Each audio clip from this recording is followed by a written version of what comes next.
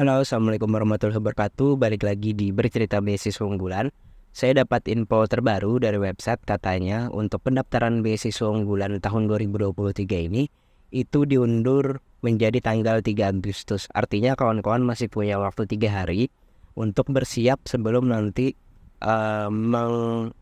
melakukan pendaftaran melalui websitenya Beasiswa Unggulan. Nah, dalam waktu 3 hari ini mungkin kita akan bahas video-video terkait persiapan kawan-kawan untuk mendaftar beasiswa unggulan tahun 2023 kali ini. Sebelum websitenya maintenance, pada saat website masih normal, saya sempat unduh buku panduan pendaftaran beasiswa unggulan tahun 2023. Pada video kali ini kita akan bahas terkait persyaratan-persyaratan apa saja yang ada di buku panduan beasiswa unggulan tahun 2023. Nanti untuk buku panduannya mungkin linknya akan saya taruh di deskripsi grup ini. Jadi silakan kawan-kawan yang mau buku panduannya silahkan nanti di-download di link deskripsi video ini. Oke, di bagian cover ini kita langsung dilihatkan oleh 3 orang mahasiswa. Ini mungkin sebagai awardee beasiswa unggulan, penerima beasiswa unggulan. Kemudian di halaman selanjutnya ini ada daftar isi. Jadi buku panduan ini itu terdiri dari 4 bab.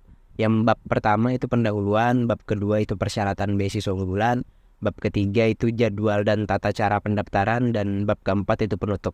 Jadi bab yang paling penting di buku panduan ini adalah nanti bab 2, karena itu terkait persyaratan beasiswa unggulan.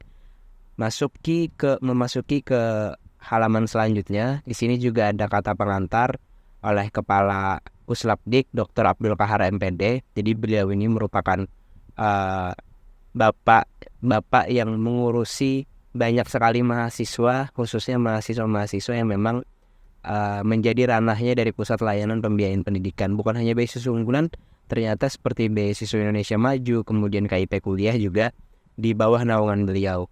Jadi ini ada kata pengantar dari beliau. Kemudian di bab 1 ada pendahuluan, ada dasar hukum, kemudian pengertian dan tujuan. Nah, sebelum kita masuk ke bab 2 mungkin cukup menarik kita bisa lihat dulu di bagian pengertian. Nah, jadi beasiswa unggulan adalah pemberian biaya pendidikan oleh pemerintah Indonesia kepada putra-putri terbaik bangsa Indonesia pada perguruan tinggi penerima peserta didik program beasiswa unggulan. Kemudian, karena beasiswa unggulan punya 2 kategori, ada kategori masyarakat berprestasi dan yang kedua adalah kategori pegawai Kemendikbudristek. Jadi mungkin kita akan bahas terkait definisi dari pengertian beasiswa masyarakat berprestasinya, karena kalau di pegawai Kemendikbud saya rasa tidak terlalu banyak yang berminat, karena memang persyaratannya harus sebagai pegawai Kemendikbud. Kalau yang masyarakat berprestasi ini jangkauannya lebih luas karena nanti kawan-kawan mahasiswa bisa ikut melalui program ini. Jadi beasiswa masyarakat berprestasi adalah beasiswa unggulan yang diberikan bagi masyarakat yang memiliki kemampuan intelektual, emosional, dan spiritual untuk melanjutkan pendidikan pada jenjang sarjana, magister, dan doktor. Jadi 3 jenjang sudah jelas di sini, ada nanti S1, S2, dan S3 yang diselenggarakan pada perguruan tinggi dalam negeri atau perguruan tinggi luar negeri. Nah, kabar baiknya di tahun ini ternyata beasiswa unggulan kembali bisa untuk perguruan tinggi luar negeri. Nah, selanjutnya kita mungkin masuk ke bagian selanjutnya yang paling penting, bab 2 terkait persyaratan beasiswa unggulan. Jadi di bab 2 ini nanti ada persyaratan untuk masyarakat berprestasi dan juga ada persyaratan untuk pegawai Kemendikbud. Kita akan bahas terkait persyaratan pendaftaran untuk masyarakat berprestasi saja ya. Nah, ada persyaratan umum dan nanti ada persyaratan khusus. Di persyaratan umumnya diutamakan memiliki sertifikat yang membuktikan prestasi akademik dan non-akademik tingkat internasional dan atau nasional. Jadi, kawan-kawan yang masih belum punya sertifikat atau kemarin sempat punya sertifikat tapi filenya hilang dan lain sebagainya, mungkin dalam waktu dekat ini bisa dikejar dan dicari sertifikatnya, dikumpulkan lagi. Kemudian yang persyaratan umum selanjutnya yaitu mendapatkan rekomendasi dari institusi terkait. Nah, ini nanti berhubungan dengan surat rekomendasi. Yang ketiga, itu tidak sedang menerima beasiswa yang sejenis dari sumber lain. Jadi, untuk beasiswa unggulan ini, beasiswa yang sejenis itu maksudnya komponennya itu biaya hidup, kemudian biaya pendidikan, dan juga biaya buku dari sumber lainnya. Kemudian yang ketiga, belum pernah menempuh pendidikan pada jenjang yang sama. Jadi kalau kawan-kawan di sini ada yang sudah lulus S1 kemudian mendaftar S1 lagi, itu tidak diperbolehkan, kecuali nanti kawan-kawan sudah lulus S1 lalu mau lanjut ke S2, nah itu baru boleh. Kemudian diterima di perguruan tinggi dalam negeri yang terakreditasi paling rendah B atau baik sekali, dan pada program studi terakreditasi paling rendah B atau baik sekali, atau di perguruan tinggi di luar negeri yang diakui oleh Direktorat Jenderal Pendidikan Tinggi, Riset, dan Teknologi. Jadi mungkin ini harus diperhatikan kalau kawan-kawan akreditasinya baik universitas maupun program studinya di bawah dari B, itu sudah tertutup peluang kawan-kawan untuk bisa mendaftar di beasiswa unggulan. Pada saat saya di 2020 lalu mendaftar beasiswa unggulan, itu universitas saya, Universitas Lambung Mangkurat, itu akreditasinya A, kemudian program studinya, program studi teknologi pendidikan pada saat itu program studi baru, itu akreditasinya masih B, dan alhamdulillah pada saat itu saya masih bisa mendaftar meskipun akreditasi di program studi itu masih B. Kemudian tidak berstatus sebagai dosen, guru vokasi, tenaga kependidikan, dan pelaku budaya.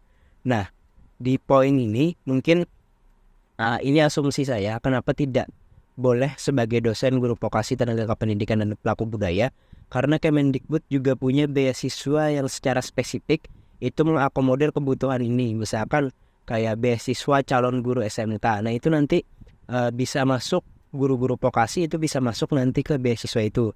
Kemudian seperti dosen dan sebagainya itu juga ada beasiswa-beasiswa khusus yang disediakan oleh Kemendikbud. Jadi agar tidak tercampur dan juga memberikan kesempatan kepada yang lain untuk bisa berpartisipasi di beasiswa unggulan ini. Sama halnya dengan pelaku budaya. Jadi Kemendikbud itu punya beasiswa khusus untuk pelaku budaya. Itu bisa dicek di Beasiswa Pendidikan Indonesia. Jadi kawan-kawan yang dari pelaku budaya, mohon maaf tidak bisa di beasiswa unggulan ini. Tapi Kemendikbud punya solusi lain di beasiswa-beasiswa lain yang disediakan. Kemudian yang menarik juga, beasiswa unggulan tahun ini itu hanya diperuntukkan untuk kelas reguler dan tidak untuk kelas-kelas sebagai berikut. Jadi seperti kelas eksekutif, kemudian kelas khusus, kelas karyawan, kelas jarak jauh, kelas internasional, kemudian kelas yang diselenggarakan di lebih dari satu negara itu tidak bisa. Jadi memang kelas yang memang murni reguler. Mungkin ini bagian dari evaluasi yang sudah dilakukan tim Puslapdik, mengevaluasi penyelenggaran sebelumnya. Makanya di poin ini tidak boleh untuk kelas-kelas yang memang bukan dari kelas reguler. Kemudian yang terakhir, persyaratan umumnya yaitu berkomitmen untuk mempertahankan IPK minimal 3 dari skala 4 itu untuk S1, dan juga indeks prestasi semester minimal 3,25 dari skala 4 pada program magister dan doktor selama menjadi penerima beasiswa unggulan. Jadi untuk S1 IPS atau indeks prestasi semester itu tidak boleh di bawah dari 3. Kemudian untuk S2 dan S3 itu tidak boleh kurang dari 3,25. Nah, itu tadi terkait persyaratan umum beasiswa unggulan tahun 2023 ini. Selanjutnya nanti kita akan bahas terkait persyaratan khususnya di jenjang S1. Mungkin itu terkait video kali ini. Sampai jumpa.